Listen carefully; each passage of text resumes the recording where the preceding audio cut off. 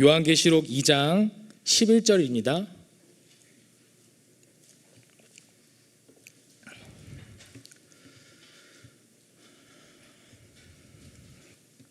우리 같이 한 목소리로 읽겠습니다. 시작.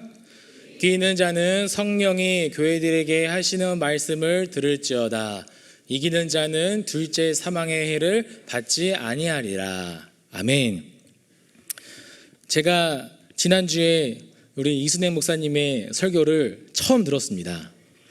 제가 여지껏 저보다 저렇게 빨리 말씀하시는 목사님의 설교를 처음 들었어요. 그러면서 안도감이 들었습니다. 나는 빠른 사람이 아니었구나.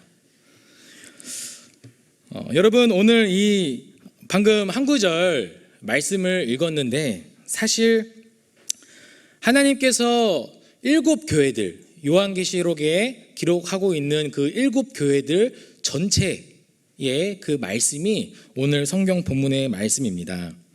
여러분, 이제 제가 한 구절 한 구절씩 읽을 텐데, 여러분이 같이 이제 눈으로 보면서 여러분 뭐가 반복되고 있는지를 한번 찾아보시기를 바랍니다. 먼저 계시록 2장 7절입니다. 귀 있는 자는 성령의 교회들에게 하시는 말씀을 들을지어다. 이기는 그에게는 내가 하나님의 낙원에 있는 생명나무의 열매를 주어 먹게 하리라. 다음으로 2장 11절입니다. 귀 있는 자는 성령의 교회들에게 하시는 말씀을 들을지어다. 이기는 자는 둘째 사망의 해를 받지 아니하리라. 다음으로 17절입니다. 귀 있는 자는 성령의 교회들에게 하시는 말씀을 들을지어다. 이기는 그에게는 내가 감추었던 만나를 주고 또 흰 돌을 줄 터인데 그 돌 위에 새 이름을 기록한 것이 있나니 받는 자밖에는 그 이름을 알 사람이 없느니라. 26절입니다. 이기는 자와 끝까지 내 일을 지키는 그에게 만국을 다스리는 권세를 주리니. 다음으로 3장 5절입니다.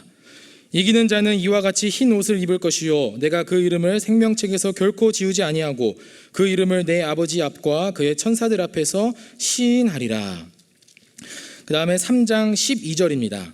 이기는 자는 내 하나님 성전의 기둥이 되게 하리니 그가 결코 다시 나가지 아니하리라. 내가 하나님의 이름과 하나님의 성 곧 하늘에서 내 하나님께로부터 내려오는 새 예루살렘의 이름과 나의 새 이름을 그 위에 기록하리라. 다음으로 21절입니다. 이기는 그에게는 내가 내 보좌와 함께 앉게 하여 주기를 내가 이기고 아버지의 보좌와 함께 앉은 것과 같이 하리라. 지금 한 구절씩 계속 말씀을 읽었는데 여러분 뭐가 반복하는지 아십니까? 뭐가 반복하고 있나요? 네, 이기는 자, 이 이기다라고 하는 단어가 지금 계속 반복합니다. 여러분, 왜 하나님께서 각각의 7교회들에게 왜 반복해서 이기다, 이기는 그에게는 이기는 이라고 왜 강조하며 말씀하셨을까요?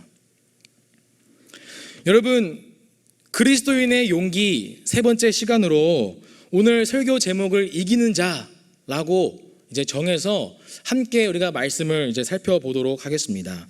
여러분, 결론부터 말씀드리면 하나님은 하나님의 자녀들이 이 세상에 살면서 여러분 이기기를 원하십니다. 하나님의 자녀들이 이 세상에 살면서 맨날 패배하고 그렇게 좌절하고 낭망하며 살기를 원하지 않으세요.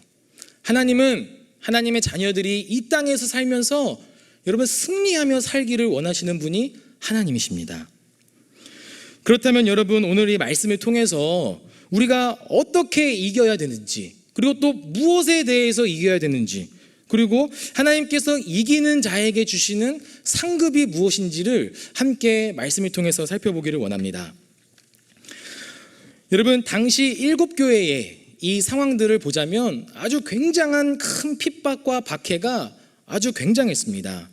이 많은 그리스도인들이 그 로마의 박해 때문에 정말 많은 목숨들을 또 빼앗기고 또 엄청난 어려움들을 겪으며 살아 있었던 때가 바로 이 시대 때였습니다. 그래서 이 시대 때에 로마의 박해를 피해서 지하로 이제 숨어 지내게 되었는데, 여러분이 잘 알고 있는 이 카타콤이 이 때에 이제 생겨난 그런 지하교회입니다. 이곳에서 이제 살았던 사람들은 햇빛을 계속해서 받지 못했기 때문에 평균 수명이 30살밖에 안 되었고, 어른이 되어서도 키가 120에서 130cm밖에 자라지 않았다고 합니다. 얼마만큼 이 로마의 박해가 정말 심했냐면, 당시에 이 유대인 역사가인 요세푸스에 의하면 이렇게 이야기합니다. 기독교인들이 채찍에 맞아 온몸이 찢어져 유혈이 낭자했으며 속살이 드러나고 창자까지 밖으로 터져나왔다. 그 후 그들은 바다 조개 껍질이나 땅 위에 놓인 창 끝에 눕혀졌으며 온갖 종류의 고문을 받은 뒤에 사나운 짐승의 밥으로 던져졌다. 그리고 또 다른 역사가인 타키투스는 이렇게 이야기합니다. 그 로마의 네로 황제에 대한 박해에서 이야기를 하는데, 그들은 짐승의 가죽으로 쌓여서 개들에 의해 찢기우기도 하고 십자가에 못 박혔다. 혹은 화형되는 이들은 해진 후에 밤을 밝히는 일에 이용되기도 했고, 네로는 그 광경을 위해 자신의 정원들을 개방하고 그동안 서커스에서는 쇼가 공연되었다. 이처럼 당시 이 교회 그리스도인들이 로마의 큰 그런 핍박과 박해에 아주 엄청난 어려움을 경험하며 살아야 했었습니다. 왜 이토록 그리스도인들이 로마의 박해를 당해야 했냐라고 했을 때에, 당시 이 로마의 황제 숭배 사상이 있었습니다. 이 황제를 주로 고백해야 했었는데, 그리스도인들은 오직 예수님만이 주로 고백해야 했기 때문에 믿음을 저버리지 않고 끝까지 그렇게 신앙생활을 하다가 결국에는 로마의 큰 그런 박해와 핍박을 견뎌내야 했다는 것입니다. 여러분, 여기에서 본문에서 계속 제가 한 구절씩 말씀하고 있는 그 이기는 자, 그 이기는 이라고 했을 때의 그 말씀의 의미는 로마의 박해로부터 정말 전쟁을 치러가지고 맞서 싸워서 로마로부터 독립을 하자는 그런 의미로서의 이기는 것이 아니었습니다. 하나님께서 이기는 이라고 했을 때의 그 이긴다의 의미는 비록 그 로마의 박해 속에서 끝까지 믿음을 지키고 인내하며 이제 곧 예수님께서 오실 것이기 때문에 소망함을 가지고 살라는 그런 말씀의 의미에서 이기는 자라고 이렇게 말씀하셨던 것입니다. 사랑하는 청년 여러분, 우리의 삶 속에서 계속해서 고통 많고, 우리의 삶 속에서 특별히 직장에서, 캠퍼스에서, 가정에서, 교회에서 끊임없이 우리를 힘들게 하고 어렵게 만드는 그런 문제 가운데에 처해 있는 우리 청년 여러분이 있습니까? 여러분, 그런 상황 속에서 끝까지 믿음을 지키고 인내하며 여러분 승리하며 살아가시는 여러분이 되기를 간절히 소망합니다. 그런 상황 속에서 우리가 믿음을 지키며 살아야 하려면 여러분 용기가 있어야 돼요. 여러분 담대함이 필요합니다. 그러기 위해서 우리가 용기가 필요하다는 거예요. 그런 상황 속에서, 그런 문제 속에서 우리가 믿음을 잃지 않고 끝까지 믿음을 지키며 인내해야 되기 때문에 용기가 필요하다는 거예요. 담대함이 필요하다는 것입니다. 여러분, 그렇다면 우리가 용기를 가지려면 이제 용기를 얻고 그런 문제와 그런 어려움 속에서 이제 맞서 싸워야 하는데, 여러분 지피지기면 백전백승이라고 하는 그런 단어가 있어요. 그게 무슨 의미죠? 적을 알고 나를 알면 어떤 그런 싸움 가운데에 있을 때에 항상 승리한다는 그런 이제 의미로서, 여러분 그런 어떤 싸움에 있어서 그 싸움을 대하는 우리가 상대방이 어떤 존재라는지를 우리가 먼저 알아야 된다는 거예요. 그러기 위해서는 우리가 그런 상대방의 존재를 우리가 알아야 되는데, 여러분 이 상대방의 존재가 누구인지 아십니까? 로마의 배후에는 사단이 있었어요. 사단은 어떻게 해서든지 하나님으로부터 멀리 떨어뜨리게 만들고, 어떻게 해서든지 그리스도인들의 그 믿음을 없애기 위한 존재가 바로 사단이었습니다. 그런 우리의 삶 가운데에도 마찬가지로 우리를 힘들게 하고 우리를 어렵게 만들고 우리의 삶에 고통과 고난을 주는 그런 모든 어떤 상황과 환경과 사람들의 배후에는 사단이 있다는 거예요. 여러분, 그러려면 사단이 어떠한 방식으로 어떻게 우리들을 공격하는지를 함께 우리가 살펴보기를 원합니다. 여러분, 첫 번째로 사단은 개개인에게 직접적으로 공격을 합니다. 개개인 한 사람 한 사람에게 직접적으로 공격을 해요. 근데 이 직접적인 공격에 있어서 어떠한 방법으로 공격을 하냐면 정신적으로도 공격을 하고 또 육체적으로도 공격을 하고 또 어떤 상황과 환경에 의해서 공격을 하기도 하고 또 성적으로도 우리를 공격합니다. 이루 말할 수 없을 정도로 우리 개개인에게 참 많은 공격을 가하는 존재가 바로 사단이라는 것이에요. 여러분, 예를 들어 한번 이야기를 해볼게요.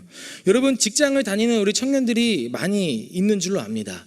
여러분, 직장 생활하면서 우리가 믿음을 지키고 신앙생활할 때 정말 많은 어려움들이 있어요. 다른 어떤 상사와 어떤 다른 사람들과의 관계 속에서 굉장한 눈치를 보며 살 때가 있습니다. 또 회식 자리에서 그 술자리의 문제들, 그런 문제들로 인하여 신앙생활을 지키며 살아가는 게 정말 어려움이 있을 때가 있어요. 야, 너만 교회 다니냐? 야, 나도 교회 다녀. 야, 술 먹는 게 좀 어때? 야, 술 먹는다고 지옥 가냐? 이런 식으로 굉장히 정신적으로 힘들게 할 때가 너무나 많다는 거예요. 뿐만 아니라 상사의 어떤 불법적인 일을 통해 업무를 해야 할 때가 종종 있습니다. 그리고 또 육체적으로는 우리를 굉장히 연약하게 만들어요. 때로는 질병을 가져다 주고 때로는 어떤 정신적으로 또 영적으로 우리에게 어떤 연약함을 우리에게 주어서 그 연약함 때문에 더 크신 하나님을 바라보지 못하게 만드는 그런 때도 있어요. 그래서 너무나 육신의 그런 질병 때문에 오히려 하나님을 막 원망하고 오히려 하나님을 막 불평하는 그런 때도 있습니다. 그리고 또 경제적으로도 우리를 공격하는 그런 때도 있어요.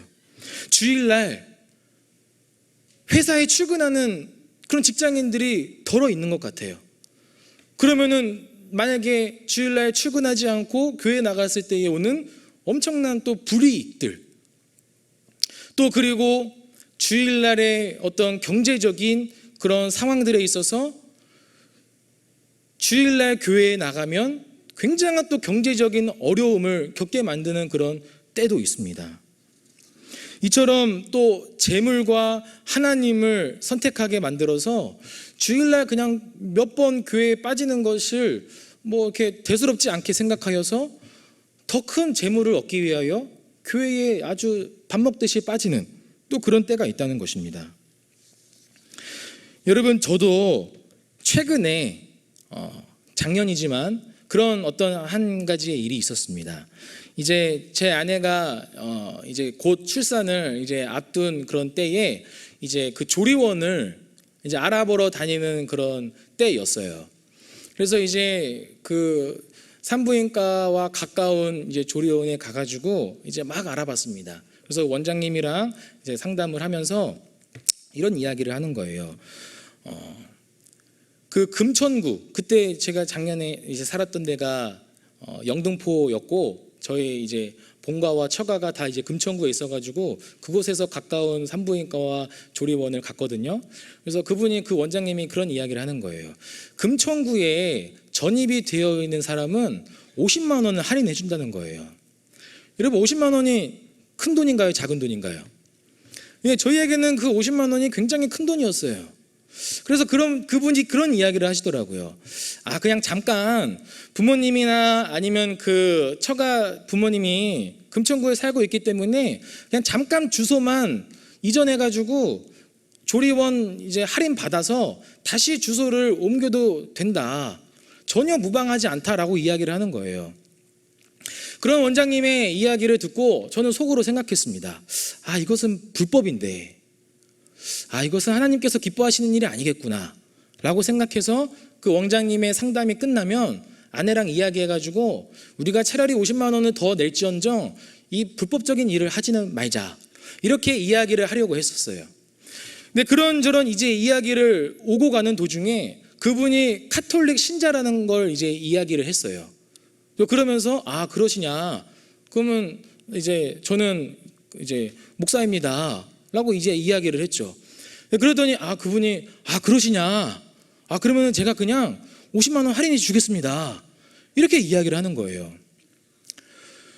여러분, 이런 상황 속에서 제가 불법을 저지르고 50만 원을 할인을 받을 수도 있었지만 하나님께서 역사하시는 그 역사를 통해서 정말 사단이 그런 불법적인 일을 자행하게끔 만든다는 사실이라는 거예요.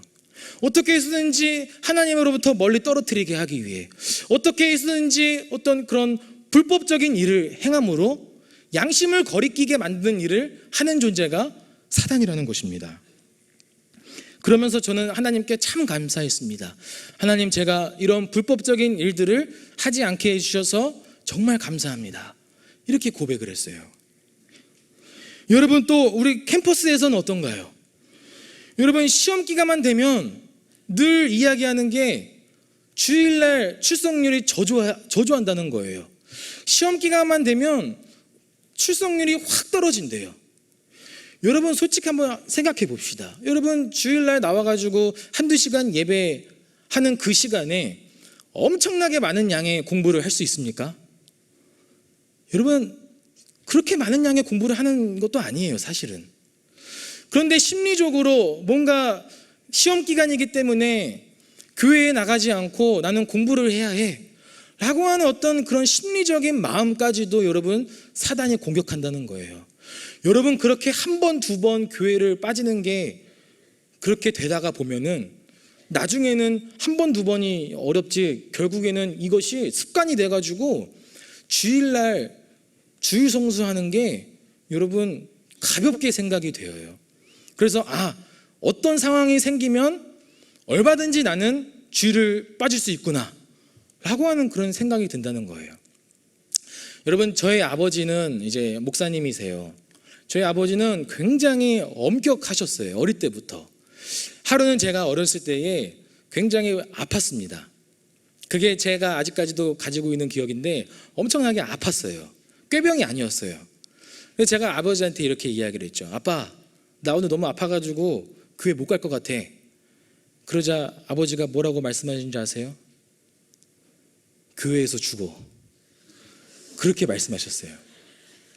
물론 정말 죽으라는 하는 그런 의미로 이게 이야기한 건 아니었겠죠.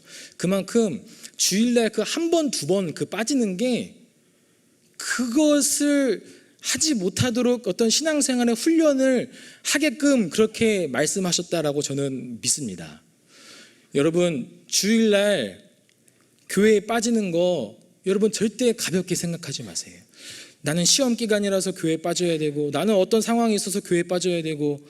여러분, 우리가 공예배 드리는 거 사실 일주일에 한 번이잖아요. 일주일에 한 번 예배 빠지면 2주간이 우리가 비어 있는 거예요. 여러분, 세상 사람들은 토요일날 일요일이 주말이에요.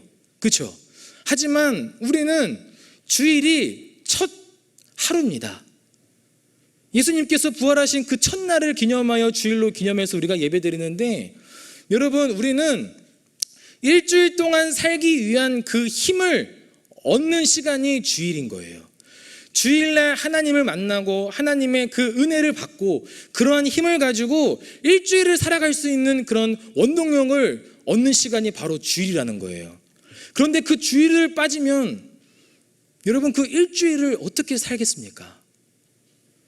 그런데 그 주일을 빠지게끔 교묘하게 유혹하는 존재가 바로 사단이라는 거예요. 여러분, 마지막으로 사단이 또 어떻게 우리들을 공격합니까?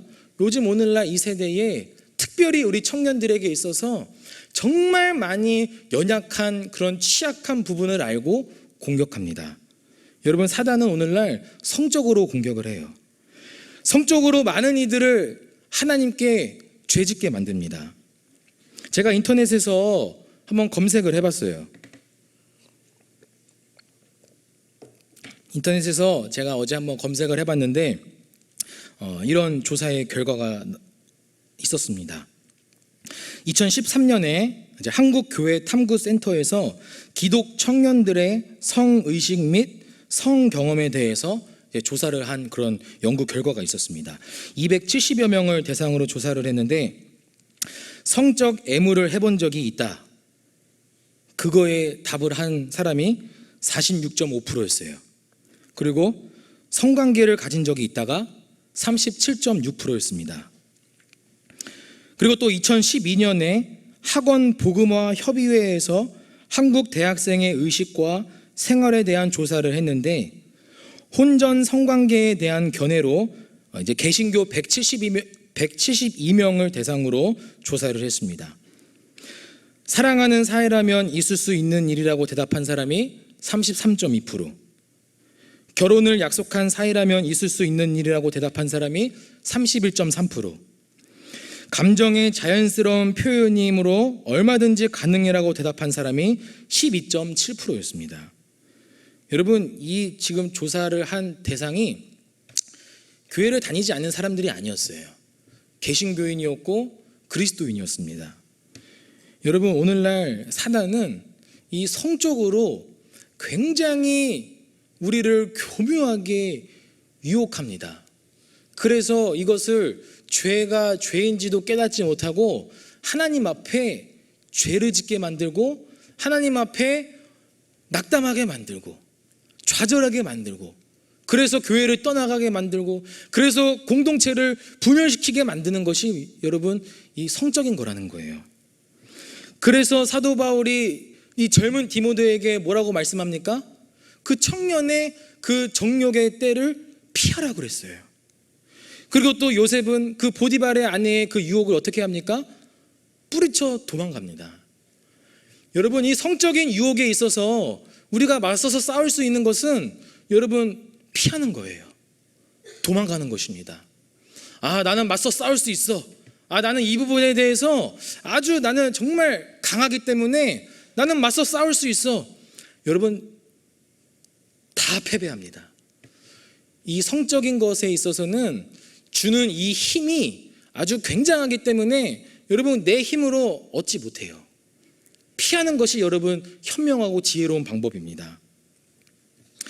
사랑하는 청년 여러분, 이처럼 사단은 우리 개개인에게 정신적으로도 또 육체적으로 또 경제적으로 또 성적으로 많은 그런 다양한 방법으로 우리를 공격합니다. 왜냐하면 하나님으로부터 우리를 떨어뜨리게 하기 위해서, 왜냐하면 이 교회 공동체를 분열시키게 하기 위해서 공격한다는 거예요.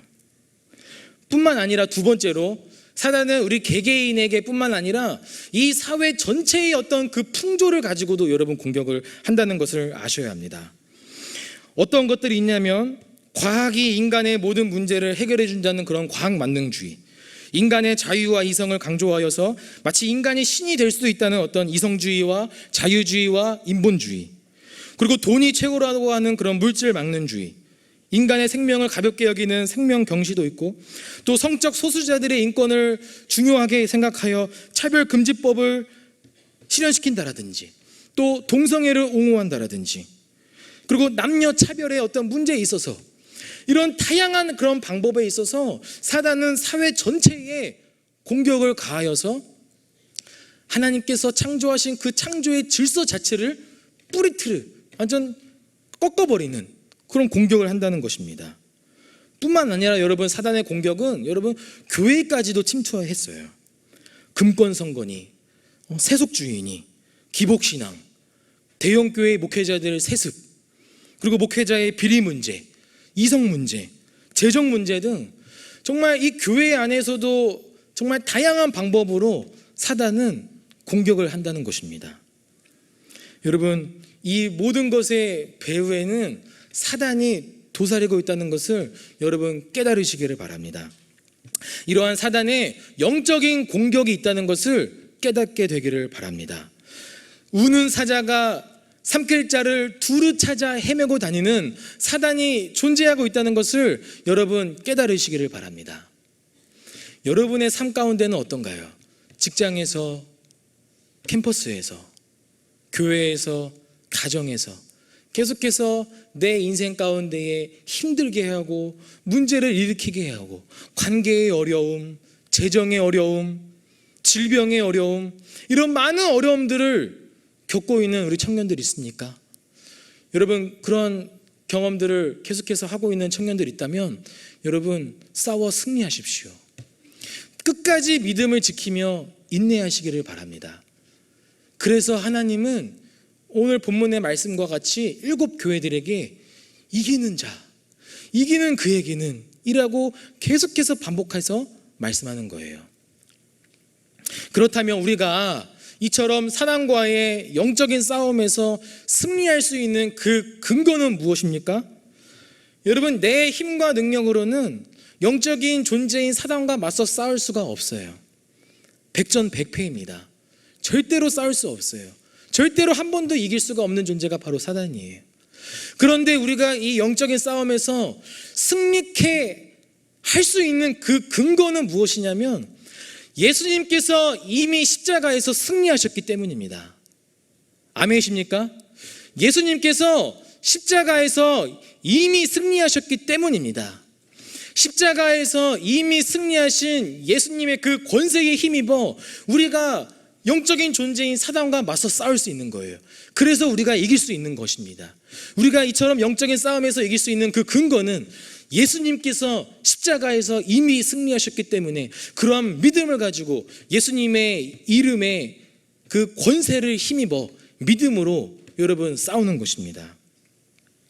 여러분, 우리가 살면서 지금 사단이 나에게 공격을 하고 있구나, 지금 사단이 정신적으로, 육체적으로, 또 성적으로 지금 공격하고 있구나 라고 하는 것을 여러분 깨닫는다면 즉시 여러분 사단과 맞서 싸우세요. 여러분, 어떻게 싸워야 됩니까? 여러분, 실제적으로도 우리가 사람과 사람끼리 싸울 때에도 어떻게 싸우죠?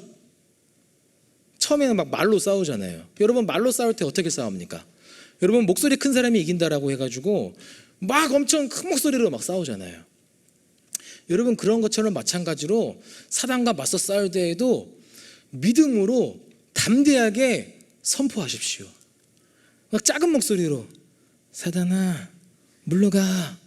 여러분, 이게 아니라 믿음으로 사단에게 선포하는 거예요.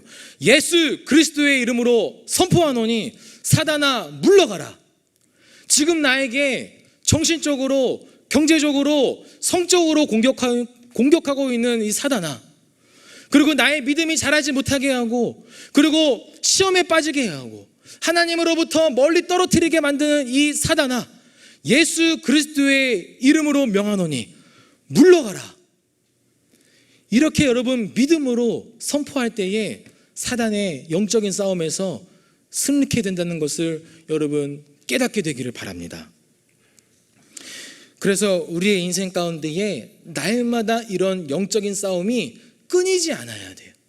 늘 끊이지 않고 매 순간마다 매일매일, 이거는 뭐 일주일치 몰아가지고 한 번에 하는 게 아니라 그 즉시 그 순간마다 늘 영적인 그런 싸움을 싸워 승리해야 되는 거예요.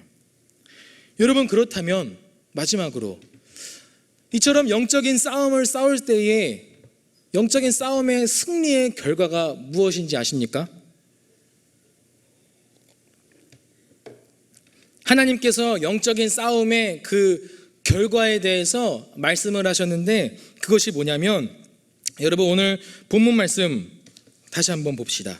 제가 아까 처음에 몇 가지 계속해서 읽었던 그 말씀을 한번 읽겠습니다. 여러분이 다시 눈으로 한번 살펴보세요. 2장 7절입니다. 이기는 그에게는 내가 하나님의 낙원에 있는 생명나무의 열매를 주워 먹게 하리라. 그리고 2장 11절입니다. 이기는 자는 둘째 사망의 해를 받지 아니하리라. 2장 17절입니다. 이기는 그에게는 내가 감추었던 만나를 주고 또 흰 돌을 줄 터인데 그 돌 위에 새 이름을 기록한 것이 있나니 받는 자밖에는 그 이름을 알 사람이 없느니라. 26절입니다. 이기는 자와 끝까지 내 일을 지키는 그에게 만국을 다스리는 권세를 주리니. 다음으로 3장 5절입니다. 이기는 자는 이와 같이 흰 옷을 입을 것이요 내가 그 이름을 생명책에서 결코 지우지 아니하고 그 이름을 내 아버지 앞과 그의 천사들 앞에서 시인하리라. 3장 12절입니다. 이기는 자는 내 하나님 성전의 기둥이 되게 하리니 그가 결코 다시 나가지 아니하리라. 내가 하나님의 이름과 하나님의 성 곧 하늘에서 내 하나님께로부터 내려오는 새 예루살렘의 이름과 나의 새 이름을 그 위에 기록하리라. 21절입니다. 이기는 그에게는 내가 내 보좌와 함께 앉게 하여 주기를 내가 이기고 아버지 보좌와 함께 앉은 것과 같이 하리라.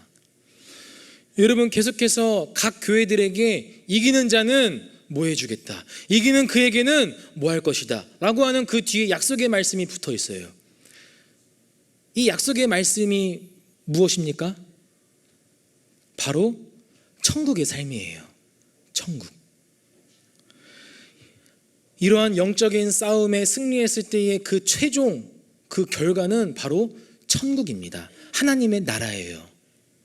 그런데 여러분, 오해해서는 안 되는 것은 천국을 여러분 그냥 단순히 장소적인 차원에서만 죽어서 가는 곳이라고만 생각하지 않기를 바랍니다. 천국, 하나님의 나라의 진정한 성경적인 개념은 그냥 단순히 죽어서 가는 그런 장소적인 차원이 아니라 그것을 더 뛰어넘어서 하나님의 나라는 하나님께서 주권을 가지시고 통치하실 때에 그때 진정한 하나님의 나라가 임한다는 거예요. 여러분, 질문을 하나 드려볼게요. 우리가 중고등학교 때 사회 시간에 이제 배웠는데 나라의 3대 요소가 무엇인지 아십니까? 나라의 3대 요소 다 까먹으셨나요? 처음에 땅, 그 다음에 뭘까요? 그 다음에 국민, 그 다음에 뭐예요? 주권이에요. 이게 나라의 3대 요소입니다. 자, 그러면 이 세 가지 중에 제일 중요한 것이 뭘까요? 이 세 가지 중에 제일 중요한 것이 뭘까요? 주권입니다. 주권. 여러분, 우리나라가 일제강점기 시대에 일본에게 나라를 빼앗겼잖아요. 여러분, 뭘 빼앗긴 거죠? 주권을 빼앗긴 거예요. 여러분, 그런 것처럼 마찬가지로 영적인 삶에서도 누구에게 주권을 가지느냐가 정말 중요합니다. 하나님께서 주권을 가지시고 나를 통치할 때에 우리의 인생 가운데 하나님의 나라가 임한다는 거예요. 믿으십니까? 하나님께서 주권을 가지시고 내 인생을 통치하고 다스리시고 인도하실 때에 우리의 삶이 하나님의 나라로 임한다는 것입니다. 하나님께서는 하나님의 자녀들이 이 땅에서는 맨날 그냥 찌질하게, 고통스럽게, 그냥 너무나 힘들게만 살다가 죽어서 그냥 딱 천국, 이거를 말씀하지 않으셨어요. 하나님은 하나님의 자녀들이 이 땅 가운데서도 얼마든지 하나님의 나라, 천국을 경험하기를 원하시는 거예요. 그런데 그 하나님의 나라를 경험하기 위해서는 어떻게 된다고요? 하나님께 주권을 내어 맡겨드려야 돼요. 하나님께 주권을 맡겨 내어드릴 때에 그 주권을 가지시고 우리의 인생을 통치하고 다스리실 때에 그때 진정한 하나님의 나라를 경험한다는 것입니다. 그 약속의 말씀이 지금 제가 계속 읽었던 그 천국의 삶이에요. 그렇게 영적인 싸움에서 늘 날마다 승리할 때에 우리 인생이 어떻게 변화가 된다고요? 천국, 하나님의 나라를 매 순간마다 경험한다는 것을 하나님께서 약속하셨습니다. 사랑하는 청년 여러분, 우리 인생 가운데 끊임없이 사단의 그런 영적인 공격으로부터 여러분 믿음을 지키고 예수 그리스도의 그 권세에 힘입어 맞서 싸워 담대함과 용기를 가지고 싸울 때에 승리하며 살아가시기를 바랍니다. 승리하며 살아가시기를 바랍니다. 그럴 때 진정으로 내 삶 가운데에 하나님의 나라가 임한다는 것을 여러분 그것을 믿으며 사시기를 바라요. 하나님의 나라가 임하면 고통, 고난, 그런 핍박, 어려움, 그것을 그렇게 대수롭지 않게 될 것입니다. 하나님의 나라는 이루 말할 수 없을 만큼 세상에 줄 수 없는 큰 평안함과 큰 기쁨과 큰 즐거움이기 때문에 여러분 그것을 한번 맛본 자가 또 경험하기 위하여 또 그것을 맛보고 싶어서 계속 그것을 갈망함으로 하나님의 나라를 여러분 늘 갈망함으로 살게 될 것입니다. 그렇게 우리 모든 청년들이 날마다 영적인 싸움에서 승리했을 때에 그런 하나님의 나라를 매 순간마다 경험하며 살아가는 우리 청년들이 되기를 예수님의 이름으로 축복합니다. 우리 함께 이 시간에 말씀을 생각하면서 기도할 때에 여러분 이렇게 기도합시다. 여러분의 인생 가운데에 지금 나에게 주어지는 끊임없는 사단의 공격이 있습니까? 정신적으로, 경제적으로, 또 육체적으로, 또 성적으로 그렇게 날마다 그런 영적인 공격에 늘 패배하고 늘 고통받으며 늘 힘들어하며 살아가는 우리 청년들이 있습니까? 여러분 이 시간 한 가지로 기도할 때에 주님 그러한 공격으로부터 내가 싸울 수 있는 믿음을 주시옵소서. 주님 때로는 나의 믿음이 너무나 연약하여 그러한 공격에 허덕이며 살아갑니다. 주님 나에게 그런 영적인 공격에 맞서 싸워 승리할 수 있는 믿음을 주시옵소서. 함께 이 시간 통성으로 다 같이 기도하겠습니다.